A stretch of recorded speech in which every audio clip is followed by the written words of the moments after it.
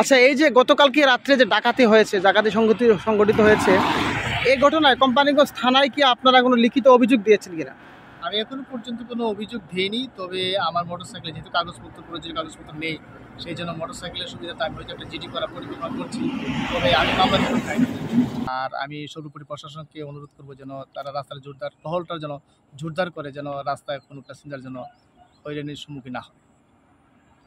গতকালকে আমার এক ভাগনার অত্যন্ত গুরুতর অসুস্থ ছিল এবং আনুমানিক রাত 1:30টার সময় কোম্পানি থেকে হাসপাতালে নেওয়া পরে কর্তব্যরত ডাক্তারগুলো তাকে দ্রুত সিলেট উসমানী মেডিকেলতে রেফার করে এবং সেখানে রেফার করার পরে আমাদের ওখানে হাসপাতালে নেওয়ার পরে আনুমানিক ফেরার পথে সিলেট থেকে টুকের বাজার ফেরার পথে আনুমানিক রাত 4টা, 3:30 থেকে 4টা পর্যন্ত এই সময়ের মধ্যে আমরা বর্ণি পার হয়ে এসে এই ব্রিজের মাঝখানে আকস্মিকভাবে ওই ব্রিজের দুই প্রান্তে ডিশের লাইন অর্থাৎ কেবল দিয়ে দুপাতে বেঁধে রাখে এবং দূর থেকে এই কেবলের বা ডিশের তারের মধ্যে পরে মোটরসাইকেলের স্লিপ খেয়ে আমার ভাই, ছোট ভাই মোহাম্মদ সুলতানুজ্জামান এবং গুরুতরভাবে রাস্তার মধ্যে লুটিয়ে পড়ে এবং সাথে ছিল আমার বড় দুলাভাই, সেও আহত। এই মত অবস্থায় 4-5 জন ডাকাত এসে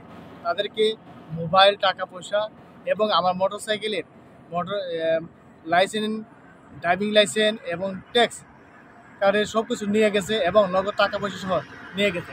এমতো অবস্থায় আমরা তাদের দ্রুত অবস্থায়, সেই জন্য আগেও এই রাস্তাটা ভাঙ্গা যখন ছিল তখন এখানে চুরি ডাকাতি চলছে। এখন রাস্তা ভালো হওয়ার পরও এখন চুরি ডাকাতি অনবরত বেড়ে চলে যাচ্ছে।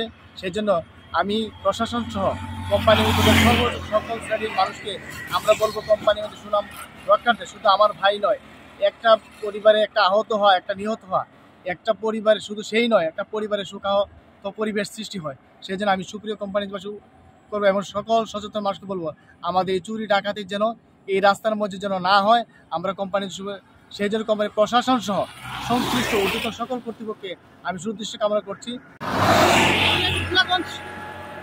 মহাসড়কটি যেন ডাকাতদের কবলে। দীর্ঘদিন যাবৎ এই সড়কে রাত যত গভীর হয় ডাকাতদের উৎপাত তত বেড়ে যায়।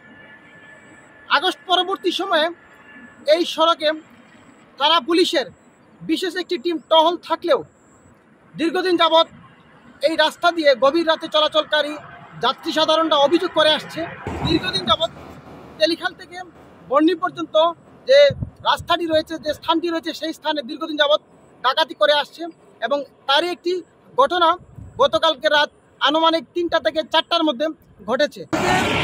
ব্রিজের দুই পার্শ্বে ডিশ লাইনের কেবল দিয়ে রাস্তা আটকিয়ে তারা একটি মোটরসাইকেলকে গতিরোধ করে তাৎক্ষণিক সময়ে সেই মোটরসাইকেল আরোহী মোটরসাইকেল থেকে ছিটকে পড়ে গুরুতর আহত হয়। পরবর্তীতে তাদেরকে মারধর করে অর্থ, টাকা পয়সা, মোবাইল সহ বিভিন্ন কাগজপত্র ছিনিয়ে নিয়ে যায়। দীর্ঘদিন যাবৎ কোম্পানিগঞ্জের এই জায়গাটি ঝুঁকিপূর্ণ থাকার কারণে পুলিশি টহল জোরদার করা জরুরি মনে করছে জনসাধারণ। সিলেটের কোম্পানিগঞ্জ থেকে শেখ তারিকুল ইসলাম, সুরমা বয়েস।